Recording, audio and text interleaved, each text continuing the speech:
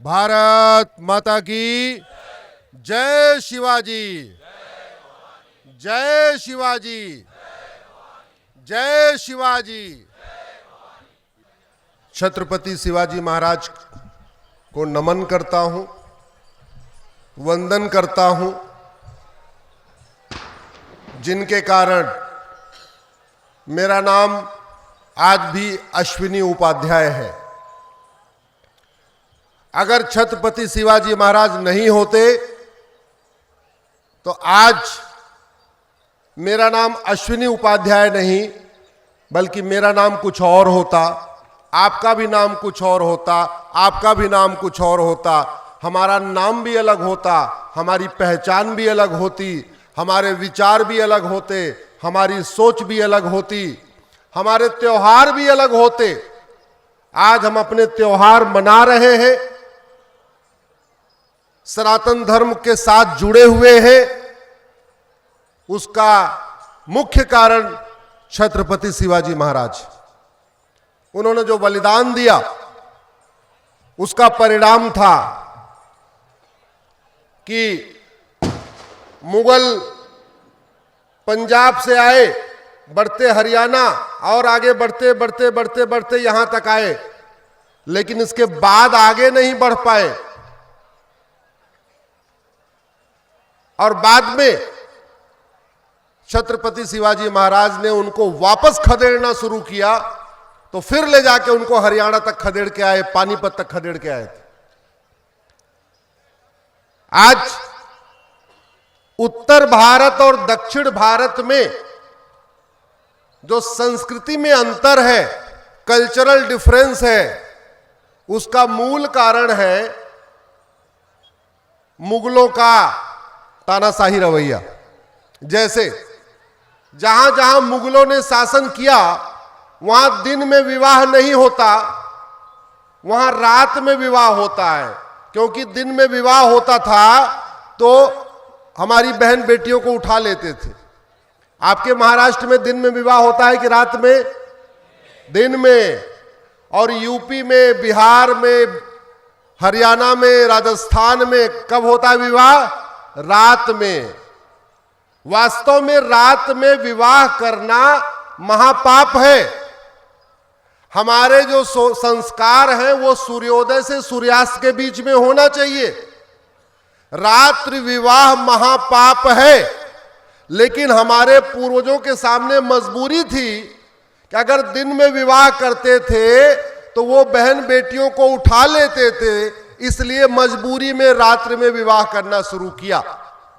आप लोग सौभाग्यशाली हैं, आपको मजबूर नहीं होना पड़ा रात में विवाह करने के लिए। मैं उत्तर प्रदेश का रहने वाला हूं, उत्तर प्रदेश में रात में विवाह होता है।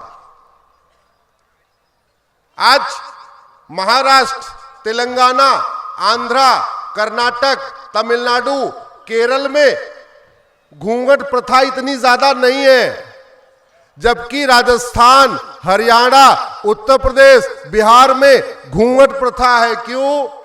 क्योंकि हमारी बहन बेटियों को अगर वो जब घूंघट नहीं करती थी तो देखते थे, उठा लेते थे। तो आज ये भी जो चल रहा है, यहां नहीं घूंघट करना पड़ता, दक्षिण के राज्यों में नहीं घूंघट करना पड़ता, वो भी छत्रपति शिवाजी महाराज के कारण।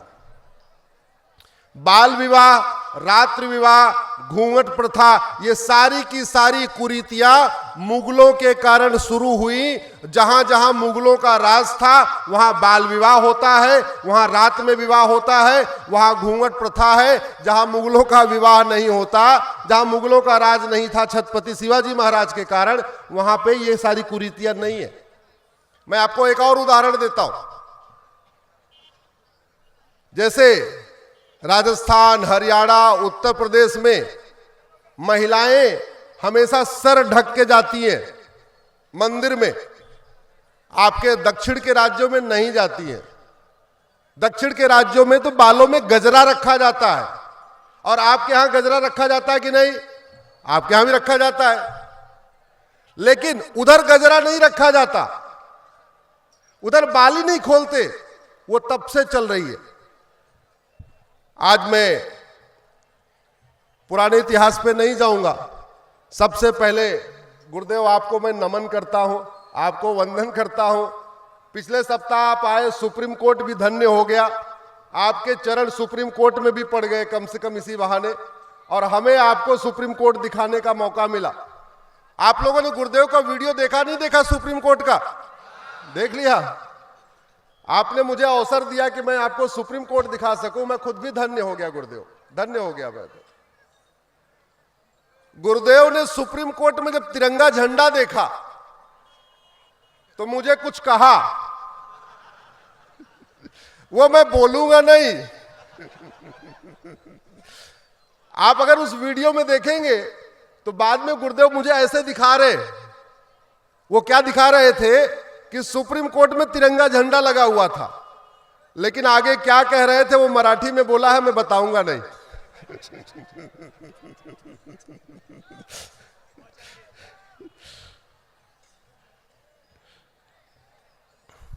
कहते हैं आज आप लाखों युवा हैं यहां बैठे हुए, और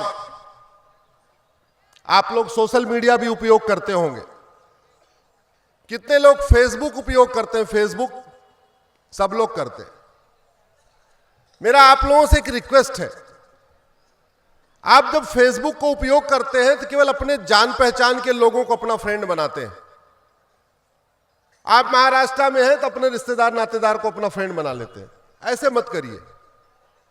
आपका नाम अगर राम है तो आप 5000 राम को अपना फ्रेंड बनाइए। आपका नाम श्याम है, आप 5000 श्याम को अपना फ्रेंड बनाइए। आपका नाम अनिल है तो 5000 अनिल को फ्रेंड बनाइए। आपका नाम शिवाजी है तो 5000 शिवाजी को फ्रेंड बनाइए। उसका फायदा यह होगा कि पूरे भारत के लोग आपसे जुड़ जाएंगे। आप जो कुछ लिखेंगे वो पूरे भारत के लोग देखेंगे, पूरे भारत के लोग पढ़ेंगे। आप जब 5-5 हजार फ्रेंड बना लेंगे और अपना वीडियो शेयर करेंगे तो पूरे भारत के लोगों को पता चलेगा इतना बड़ा महान कार्य आपके क्षेत्र में होता है। गुरुदेव के साथ आप लोग एक यात्रा निकालते हैं, ये पूरे देश को पता होना चाहिए। पूरे देश के लोगों को मोटिवेशन मिलेगा, फिर बाकी और देश में अलग अलग स्थानों पे भी यात्रा शुरू होगी। आप लोग ये कर सकते हैं क्या? मैं तो आपकी यात्रा का जितना हो सकता है प्रचार करता हूं, लेकिन ये काम आप सबको करना चाहिए। सब लोग करिए, इसको पता तो चले कि यहां पे एक इतनी अनोखी यात्रा निकलती है जहां 5 दिन आप बाहर रहते हैं, बाहर का कुछ खाते नहीं है, रहते बाहर है लेकिन बाहर का कुछ खाते नहीं है। 5 दिन आप लगातार यात्रा करते हैं। ऐसी यात्रा मुझे नहीं लगता कि पूरे भारत में नहीं, पूरी दुनिया में कहीं होती होगी। मुझे नहीं लगता ऐसी यात्रा कहीं होती है जहां आप लोग जमीन पे सोते हैं, खुले आसमान में सोते हैं। ऐसी यात्रा कहीं निकलती नहीं है। इसलिए मेरा आप लोगों से आग्रह है, फेसबुक का उपयोग करिए और इस बात को आगे बढ़ाइए। मेरा संघर्ष जो सुप्रीम कोर्ट में चल रहा है वो इस बात को लेकर चल रहा है कि भारत में संविधान लागू किया जाए। आप सोच रहे होंगे संविधान तो है, संविधान तो लागू भी है, लेकिन ये 50% सच है और 50% झूठ है। मैं लड़ाई लड़ रहा हूं कि भारत को स्वतंत्र भारत बनाया जाए। आप सोचते होंगे भारत स्वतंत्र तो है, लेकिन यह भी 50% सच है और 50% झूठ है। झूठ कैसे है आपको बताता हूं। हम लोग 15 अगस्त 1947 को कहते हैं हम स्वतंत्र हो गए। हां, हो गए, लेकिन स्वतंत्रता का मतलब क्या होता है? स्वतंत्र, स्व मतलब स्वयं का, तंत्र मतलब सिस्टम। स्वतंत्र उसको कहते हैं जहां हर तंत्र स्वयं का हो, अपना तंत्र हो। कौन सा तंत्र हमारा चल रहा है? एजुकेशन सिस्टम हमारा है क्या? जोर से बोलिए जरा। पुलिस सिस्टम हमारा है क्या? जुडिशियल सिस्टम हमारा है क्या? टैक्स सिस्टम हमारा है क्या? लेबर सिस्टम हमारा है क्या? एडमिनिस्ट्रेटिव सिस्टम हमारा है क्या? कोई सिस्टम हमारा नहीं है, कोई सिस्टम हमारा नहीं। कहते हैं भारत में संविधान है और संविधान के प्रियम्बल के पहले पन्ने पे लिखा हुआ है हम एक सोवरिन भारत बनाएंगे, संप्रभु भारत बनाएंगे। संप्रभुता का मतलब क्या होता है? संप्रभुता का मतलब है कि गुलामी का नाम नहीं होना चाहिए। हमारे सड़कों का नाम विदेशियों के नाम पे है कि नहीं? हमारी तालुका का नाम, हमारे कस्बों का नाम, हमारी मोहल्लों का नाम, हमारे गांवों का नाम, हमारे वार्डों का नाम, हमारे जिलों का नाम वहसी दरिंदों के नाम पे है कि नहीं? तो किस बात की संप्रभुता? कैसी संप्रभुता? गुरुदेव, मैंने प्रण लिया है जब तक भारत में गुलामी के नाम नहीं मिटेंगे तब तक पूरे देश में घूम घूम के बताऊंगा कि गुलामी के नाम हटाओ और गुलामी का निशान हटाओ, गुलामी की कुरीतियां खत्म करो, गुलामी की कुप्रथाएं खत्म करो, गुलामी की पुलिस व्यवस्था बदलो, गुलामी की न्यायिक व्यवस्था बदलो, गुलामी की प्रशासनिक व्यवस्था बदलो। सब कुछ भारत का होना चाहिए। कहते हैं भारत में संविधान है और संविधान का मतलब सबके लिए समान विधान। संविधान यानी सबके लिए समान विधान, यानी एक देश एक विधान, यानी जो नियम कानून हो वो हिंदू, मुस्लिम, पारसी, ईसाई, सिख, जैन, बौद्ध सबके लिए एक होना चाहिए। होना चाहिए कि नहीं? तभी तो संविधान हुआ, तभी तो समान विधान हुआ। आप मुझे बताइए, ये मेरे हाथ में वक्फ एक्ट है, ऐसा हिंदू एक्ट है क्या? ऐसा जैन एक्ट है क्या? ऐसा बौद्ध एक्ट है क्या? ऐसा सिख एक्ट है क्या? नहीं। इस कानून में लिखा है वक्फ बोर्ड भी होगा, वक्फ ट्रिब्यूनल भी होगा। हिंदू बोर्ड हिंदू ट्रिब्यूनल है क्या? जैन बोर्ड जैन ट्रिब्यूनल है क्या? पारसी सिख बोर्ड सिख ट्रिब्यूनल है क्या? नहीं। और कहते हैं भारत में संविधान है और भारत संविधान से चल रहा है। मैंने इस कानून को कोर्ट में चैलेंज किया हुआ है और इस कानून को बचाने के लिए पूरे बड़े वकीलों की फौज उतर आई है। इस घटिया कानून को बचाने के लिए बड़े बड़े दिग्गज वकीलों की फौज आ गई है कोर्ट में। उसमें कोई भूतपूर्व कानून मंत्री है, कोई भूतपूर्व गृह मंत्री है, कोई भूतपूर्व वित्त मंत्री है, कोई भूतपूर्व विदेश मंत्री है। वो कह रहे हैं ये कानून चलना चाहिए।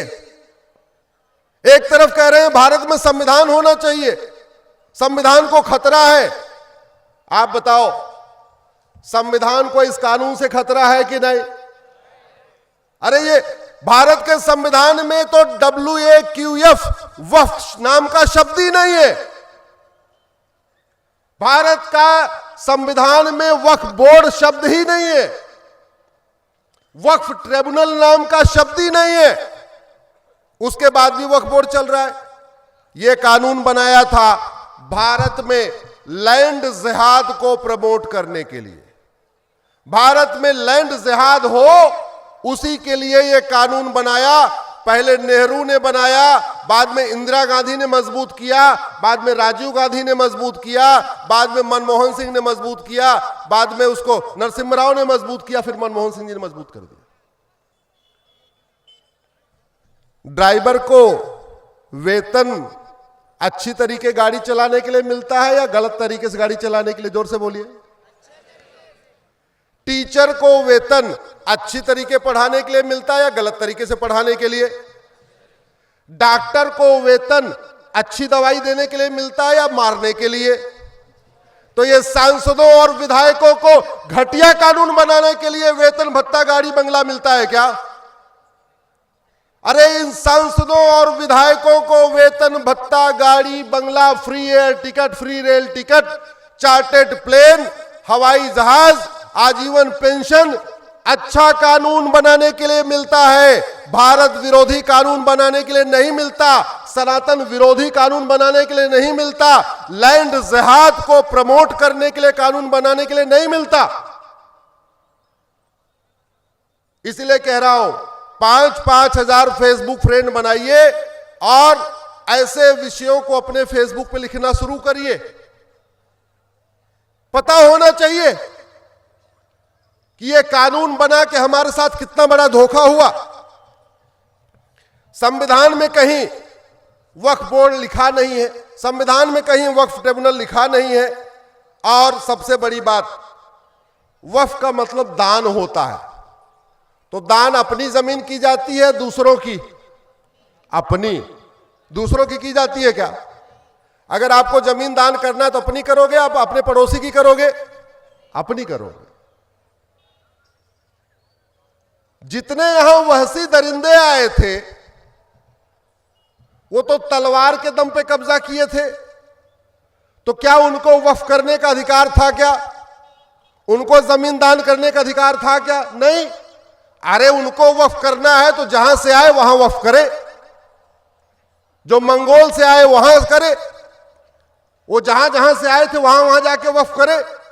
हां, या तो उन्होंने यहां मेहनत मजदूरी करके जमीन कुछ खरीदी होती, तब तो उनको दान करने का अधिकार था। तो बाबर, हुमायूं, तुगलक, गजनी, गोरी, खिलजी, औरंगजेब को वक्फ का अधिकारी नहीं था। और जब बाबर, हुमायूं, तुगलक, गजनी, गोरी, खिलजी को वक्फ का अधिकार नहीं था, तो उनके नवाबों को वक्फ का अधिकार कैसे हो जाएगा? उनके निजामों को वक्फ का अधिकार कैसे हो जाएगा? उनके जागीरदारों को वक्फ का अधिकार कैसे हो जाएगा? चलो एक बार मान लिया उनको वक्फ का अधिकार था, तो 1950 तक, यानी जब भारत स्वतंत्र हुआ, तो भारत में वक्फ बोर्ड के पास कुल 2.5 लाख एकड़ जमीन थी, 50,000 एकड़ जमीन थी मात्र। कितनी जमीन थी? 50,000 एकड़। आज की डेट में वक्फ बोर्ड कितनी जमीन कब्जा करके बैठा हुआ है? 10 लाख एकड़। यानी स्वतंत्रता के बाद से, 1950 के बाद से कितनी जमीन बढ़ गई? 9.5 लाख एकड़। एक चीज बताओ, एक तरफ कहते हैं मुस्लिम समाज बहुत गरीब है, उनको खाने को दिक्कत है, इसलिए उनको मुफ्त में मकान देना चाहिए, उनको मुफ्त में राशन देना चाहिए, उनको ये देना चाहिए, ये देना चाहिए। तो जब वो समाज गरीब है तो जमीन दान कहां से करेगा?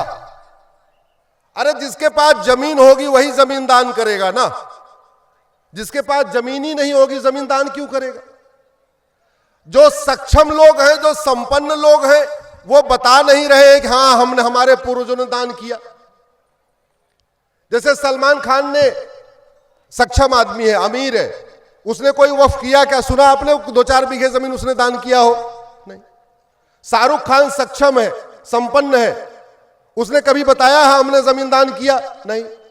सैफ अली खान सक्षम है, संपन्न है, उसने कभी बताया हमने जमीन दान किया? नहीं। वो हैदराबाद वाले ओवैसी साहब, वो अमीर है, सक्षम है, संपन्न है, कभी उन्होंने बताया कि हमारे पूर्वजों ने कितनी जमीन दान किया? बताया क्या? नहीं। जावेद अख्तर साहब संपन्न है, सक्षम है, कभी उन्होंने बताया हमारे पूर्वजों ने कितनी जमीन दान किया? नहीं।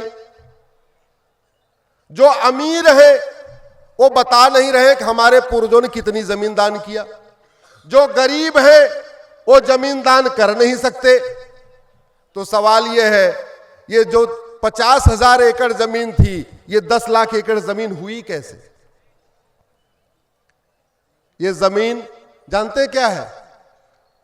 सड़कों के किनारे कब्जा किया, हाईवे के किनारे कब्जा किया, पहाड़ियों के किनारे कब्जा किया, नदियों के किनारे कब्जा किया, पार्कों को पे कब्जा किया, ऊसर जमीन पे कब्जा किया, बंजर जमीन पे कब्जा किया, खेतों पे कब्जा किया, खलिहानों पे कब्जा किया, और कब्जा कर करके बोल दिया ये वक्फ प्रॉपर्टी, वक्फ प्रॉपर्टी। ये जमीन वापस होना चाहिए कि नहीं? या तो कागज दिखाओ, नहीं तो जमीन वापस करो। और वैसे भी जब भारत में संविधान है तो कानून तो एक होना चाहिए। या तो जैसा वक्फ बोर्ड है वैसा वक्फ ट्रिब्यूनल है, ऐसा हिंदुओं के लिए भी अपना बोर्ड और अपना ट्रिब्यूनल हो, और नहीं तो ये वक्फ बोर्ड वक्फ ट्रिब्यूनल खत्म हो, सबके लिए एक देश एक विधान हो। आज की डेट में वक्फ बोर्ड के पास 10 लाख एकड़ जमीन है।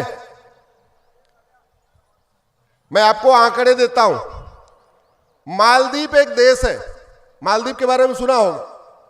मालदीव का क्षेत्रफल 75,000 एकड़ है और भारत ने वक्फ बोर्ड पे कितना जमीन कब्जा कर लिया? 10 लाख एकड़ जमीन। यानी भारत में वक्फ बोर्ड ने जितनी जमीन कब्जा किया है इस पे 13 मालदीव बन जाएंगे और फिर भी 25,000 एकड़ जमीन बचेगी। सिंगापुर का क्षेत्रफल 1,80,000 एकड़ है, वक्फ बोर्ड ने जो कब्जा किया है 10 लाख एकड़ जमीन पे, यानी 5 सिंगापुर बन जाएगा और फिर भी 1 लाख एकड़ जमीन बचेगी। बहरीन का क्षेत्रफल 1,90,000 एकड़ है, वक्फ बोर्ड ने 10 लाख एकड़ जमीन पे कब्जा कर रखा है, यानी 5 बहरीन बन जाएगा, फिर भी 50,000 एकड़ जमीन बचेगी।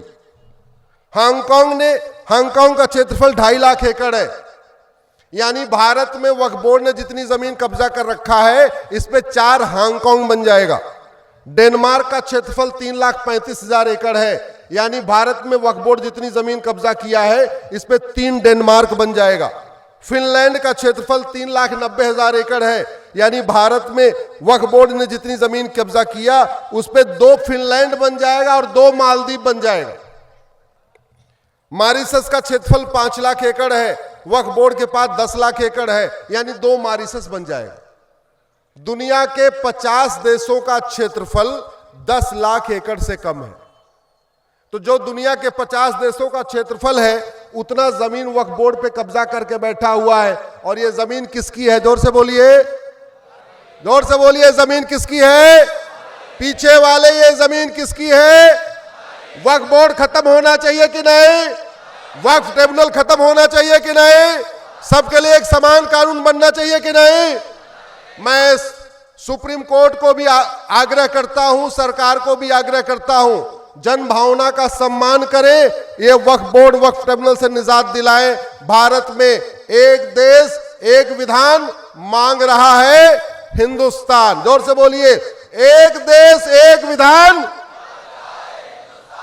एक देश एक विधान, एक देश एक विधान। एक धर्मांतरण बहुत बड़ी समस्या हो गई है। आपके रायगढ़ की भी डेमोग्राफी बदल गई है। मैं आ रहा था तो रिसर्च कर रहा था कि यहां क्या सिचुएशन है, तो पता चला यहां की भी डेमोग्राफी बदल गई।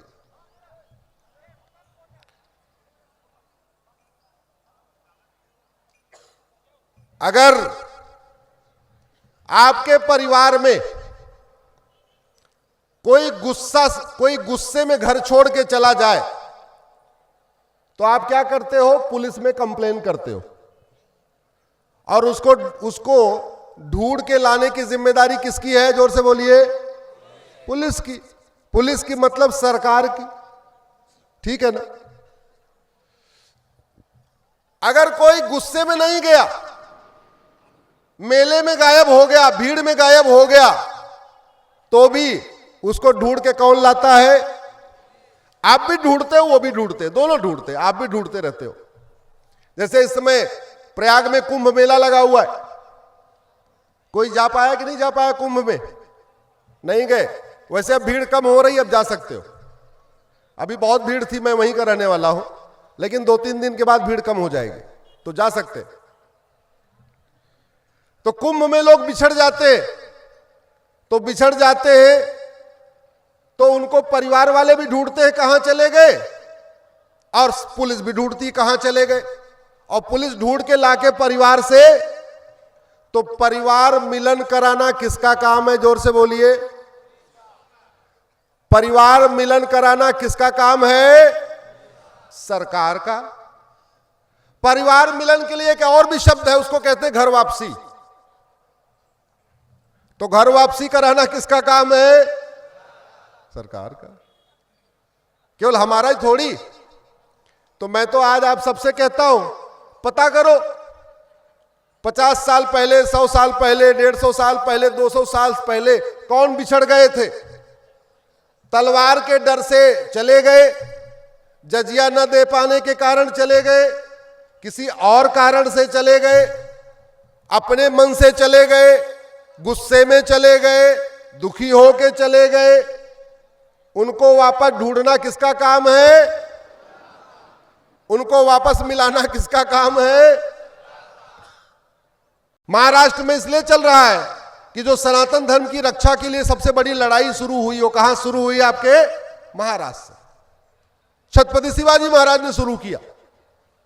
आज पूरी महाराष्ट्र की डेमोग्राफी बदलने की तैयारी चल रही है।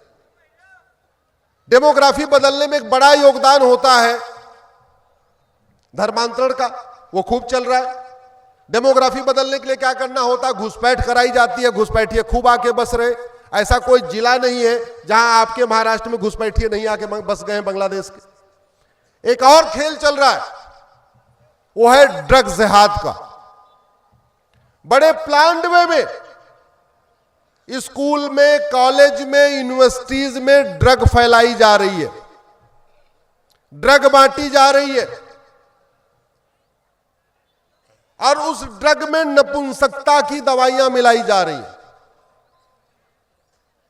हमारे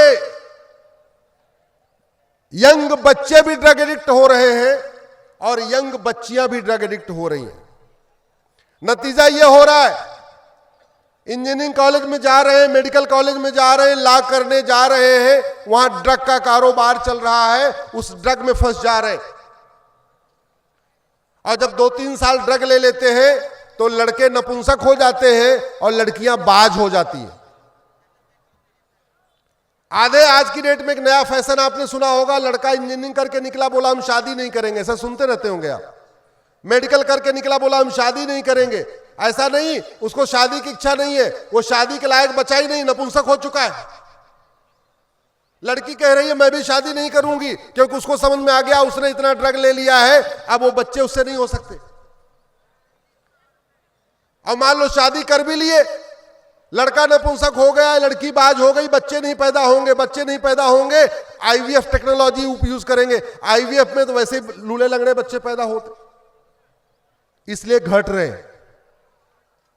और अगर हम घटेंगे तो कटेंगे। जोर से बोलिए, घटेंगे तो घटेंगे तो घटेंगे तो।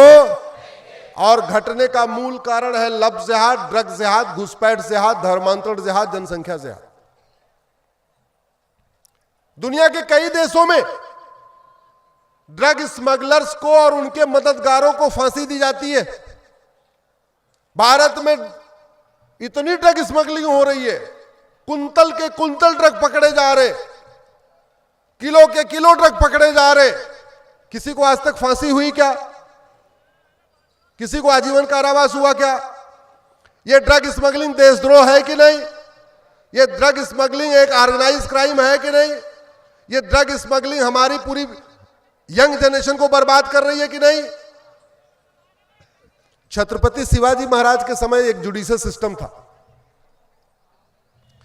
आजकल तो मुकदमे बड़े लंबे लंबे चलते हैं। मुझे लगता है कि भारत के हमारे माननीय जजों को एक बार छत्रपति शिवाजी महाराज का जुडिशियल सिस्टम पढ़ना चाहिए। उनके यहां था जस्टिस विद इन आवर, यानी मुकदमे का फैसला कितनी देर में? 1 घंटे में। मुकदमा केस थोड़ा तगड़ा हुआ, बड़ा केस हुआ, समझने में टाइम लगा, उसके लिए था जस्टिस विद इन डे, यानी मुकदमे का फैसला कितने देर में? 1 दिन में। बहुत मान लो एक्स्ट्राऑर्डिनरी केस है, थोड़ा जांच पड़ताल करवानी पड़ेगी, थोड़ा समझना पड़ेगा, उसके लिए थी व्यवस्था जस्टिस विद इन मंथ, यानी मुकदमा के फैसला कितनी देर में? 1 महीने में, बस। इसके अलावा और कोई था ही नहीं। 50% मुकदमों का फैसला 1 घंटे में, बाद के 40% मुकदमों का फैसला 1 दिन में। मुश्किल से 10% मुकदमे थे जिनका फैसला देने में साल भर लगता। और उस समय 3-4 चीजों पे बहुत कठोर दंड था, जितना मैंने पढ़ा है। सीधे फांसी थी, और फांसी नहीं तो सीधे वो पहाड़ी के नीचे वाला सिस्टम, पहले ऐसे भी चलता था। देशद्रोह की सजा सीधे पीछे वाली पहाड़ी, किले के पीछे वाली पहाड़ी से धक्का नीचे। जासूसी की सजा सीधे पहाड़ी के पीछे वाली दीवार से नीचे। और ड्रग स्मगलिंग की सजा, नशा तस्करी की सजा भी यही थी। हमारे देश में किसी देशद्रोही को फांसी हो रही है क्या? किसी जासूस को फांसी हो रही है क्या? किसी गद्दार को फांसी हो रही है क्या? किसी धर्मांतरण कराने वालों को फांसी हो रही है क्या? नहीं। बड़े मुश्किल से कसाब को हुई थी, उसके बाद तो हुई नहीं। एक और हो गई थी इधर, याकूब मेनन को हुई थी, उसके बाद हुई नहीं। हो क्या रहा है? हम नियम कानून बनाते समय न तो ये देख रहे हैं कि हमारे पूर्वजों ने कैसा नियम कानून बनाया था, नियम कानून बनाते समय ये भी नहीं देख रहे हैं कि आज की डेट में अमेरिका में क्या चल रहा है, सिंगापुर में क्या चल रहा है, जापान में क्या चल रहा है। और एक बात याद रखिए, भगवान श्री राम ने बोला था, भय बिन होय न प्रीत। यानी प्यार मोहब्बत कैसे चलती है? भय से। और भगवान कृष्ण ने कहा था, सठे साठ्यम समाचरित। यानी जो गड़बड़ आदमी हो उसको कठोर दंड दो। हम भगवान श्री राम की पूजा तो करते हैं, लेकिन उनकी राम नीति है भय बिन प्रीत, उसको लागू नहीं करते। हम भगवान कृष्ण की पूजा करते हैं, लेकिन हम उनकी जो नीति है सठे साठ्यम समाचरित, उसको लागू नहीं करते। इसी की लड़ाई चल रही है। घुसपैठिए, एक मेरी पीआईएल घुसपैठ पे चल रही है। मैंने 2017 में सुप्रीम कोर्ट में पीआईएल फाइल किया था। उस समय कहा था कि 5 करोड़ घुसपैठिए भारत में आ चुके, 5 करोड़। अब तो इनकी संख्या 6 करोड़ हो चुकी है। और घुसपैठियों का इफेक्ट क्या हो रहा है मैं आपको एक उदाहरण से बताता हूं। मुंबई में एक झुग्गी बस्ती है, उसका नाम है धारावी। सुना होगा आपने धारावी। 1980 तक उस धारावी का जो रेशियो था 80-20 था। मतलब धारावी में 80% हिंदू थे और 20% कन्वर्टेड हिंदू थे। आज की डेट में उस धारावी का रेशियो बिल्कुल उल्टा हो गया, 20-80 हो गया। कितने साल में? मुश्किल से 40-45 साल। यह परिणाम है घुसपैठ का। आपके नासिक की डेमोग्राफी बदल गई, आपके पुणे की डेमोग्राफी बदल रही है, आपके जलगांव की डेमोग्राफी बदल रही है, आपके सतारा की डेमोग्राफी बदल रही है, आपके कोल्हापुर की डेमोग्राफी बदल रही है, आपके सांगली की डेमोग्राफी बदल गई, आपके सतारा की डेमोग्राफी बदल गई। और डेमोग्राफी बदलना हो, चेक करना हो, तो मैं आपको एक बेसिक तरीका बताता हूं। आप अपने गांव में, अगर आप गांव में रहते हैं तो ग्राम प्रधान के चुनाव की वोटर लिस्ट बनती है। और वोटर लिस्ट हमेशा नई बनती है। जब चुनाव होगा उसके पहले नई वोटर लिस्ट बनेगी। जनगणना तो 10 साल में होती है, वोटर लिस्ट हमेशा चुनाव के पहले बनती है। आप अपने गांव की वर्तमान वोटर लिस्ट और 25 साल पुरानी वोटर लिस्ट को एक बार कंपेयर कर लीजिए। अगर आप शहर में रहते हैं तो अपने वार्ड की, जहां पार्षद का चुनाव होता है, वहां पे अपने वार्ड की वर्तमान वोटर लिस्ट और 25 साल पुरानी वोटर लिस्ट कंपेयर कर लीजिए। जो लोग विधानसभा चुनाव लड़ते हैं वो लोग वर्तमान विधानसभा की वोटर लिस्ट और 25 साल पुरानी वोटर लिस्ट को कंपेयर कर ले। जो लोग लोकसभा का चुनाव लड़ते हैं वो वर्तमान वोटर लिस्ट लोकसभा वाली और 25 साल पुरानी वोटर लिस्ट कंपेयर कर ले। फिर पता चलेगा कि आपके गांव की भी डेमोग्राफी बदली है, आपके वार्ड की भी डेमोग्राफी बदली है, आपके विधानसभा की भी डेमोग्राफी बदली है और आपके लोकसभा की भी डेमोग्राफी बदली है। और ये डेमोग्राफी बदल रही है तो खतरा बढ़ेगा। एक बात याद रखिएगा, जो हमारे पूर्वजों ने गलती किया उस गलती को हम ठीक नहीं करेंगे तो मामला गड़बड़ हो जाएगा। हमारे पूर्वजों ने दुर्योधन का ननिहाल गंधार आज की डेट में क्या कहलाता है? वो अफगानिस्तान। कोई वहां हिंदू, जैन, बौद्ध, सिख बचा क्या? राजा भरत का ननिहाल जहां से माता कैकेयी आई थी, आज की डेट में क्या कहलाता है वो? पाकिस्तान। हिंदू जैन बौद्ध सिख बचा क्या? नहीं। बंगाल का एक हिस्सा बांग्लादेश बन गया। क्या सिचुएशन है आप देख ही रहे होंगे। आप भारत के 9 राज्यों की डेमोग्राफी बदल चुकी है। 800 जिलों में से 200 जिलों की डेमोग्राफी बदल गई है। 6000 तहसीलों में से 1500 तहसीलों की डेमोग्राफी बदल गई है। यह डेमोग्राफी जो बदलाव हो रहा है उसका मूल कारण है धर्मांतरण, घुसपैठ, जनसंख्या विस्फोट, लव जिहाद, लैंड जिहाद और ड्रग जिहाद। इसको रोकना जरूरी है और इसके लिए समाज के साथ साथ सरकारों को भी काम करना पड़ेगा। अपने अपने सांसद विधायक से मिलिए, उनसे पूछिए कि भैया कठोर कानून कब बनेगा। जब तक कानून का खौफ नहीं पैदा होगा तब तक किसी भी तरीके का अपराध नहीं रुकेगा। अपराध तभी रुकेगा जब कानून कठोर होगा, और कानून बनाने की कोई लागत नहीं होती। हाईवे बनाने की लागत होती है, सड़क बनाने की लागत होती है, एयरपोर्ट बनाने की लागत होती है, लेकिन कानून बनाने की कोई लागत नहीं होती। सारे वो काम हो रहे हैं जहां पैसा खर्च हो रहा, लेकिन हाईवे से, एयरपोर्ट से, एक्सप्रेसवे से, इससे देश सुरक्षित नहीं होता।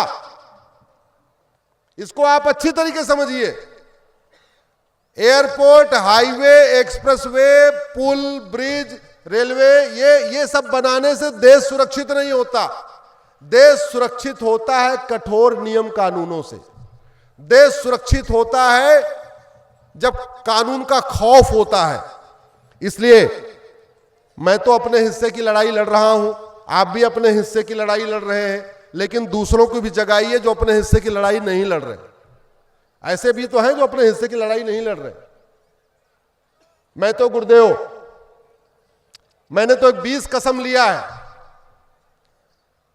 और उन 20 अपने सूत्री कार्यक्रम पे पूरे देश में घूम रहा हूं। Monday to Friday Supreme Court में रहता हूं, सैटरडे संडे आपके बीच में रहता हूं। पिछले साल 2024 में 122 स्थानों पे गया था, 2023 में 115 स्थानों पे गया था, आज भी 14वां कार्यक्रम है 2025 का ही। हमने भी अपना घर परिवार गुरुदेव के तरीके छोड़ दिया है। बच्चे बड़े हो गए हैं, अपना संभाल लिए खुद ही। हम भी लगे हुए हैं दिन रात इसी काम में। मैं आपसे पूछता हूं, ये गुलामी का निशान मिटना चाहिए कि नहीं? जरा जोर से बोलिए। ये गुलामी के निशान मिटना चाहिए कि नहीं? ये गुलामी की कुरीतियां खत्म होनी चाहिए कि नहीं? ये गुलामी की कुप्रथाएं खत्म होनी चाहिए कि नहीं? ये गुलामी की प्रशासनिक व्यवस्था खत्म होनी चाहिए कि नहीं? ये गुलामी की न्यायिक व्यवस्था खत्म होनी चाहिए कि नहीं? ये नशा तस्करी, मानव तस्करी खत्म होनी चाहिए कि नहीं? ये लव जिहाद, लैंड जिहाद, ड्रग जिहाद रुकना चाहिए कि नहीं? ये धर्मांतरण, घुसपैठ रुकना चाहिए कि नहीं? ये सब तभी रुकेगा जब कानून बदलेगा। जब तक कानून नहीं बदलेगा तब तक व्यवस्था नहीं बदलेगी। एक बार आप लोग मेरे साथ खड़े हो जाइए, आप लोगों को यात्रा पे निकलना है। आगे आगे मैं कुछ बोलूंगा, आपको पीछे से बोलना है हमें चाहिए आजादी। जोर से हाथ उठा के बोलिए, इतना तेज आवाज में बोलिए कि आपकी आवाज संसद और सुप्रीम कोर्ट तक पहुंच जाए, क्योंकि बीमारी की दवाई वहीं बननी है। आपको पीछे से बोलना है हमें चाहिए आजादी। गुलामी के नाम से, गुलामी के निशान से, गुलामी के इतिहास से, गुलामी की कुरीतियों से, गुलामी की कुप्रथाओं से, गुलामी की शिक्षा से, गुलामी की पुलिस व्यवस्था से, गुलामी की न्यायिक व्यवस्था से, गुलामी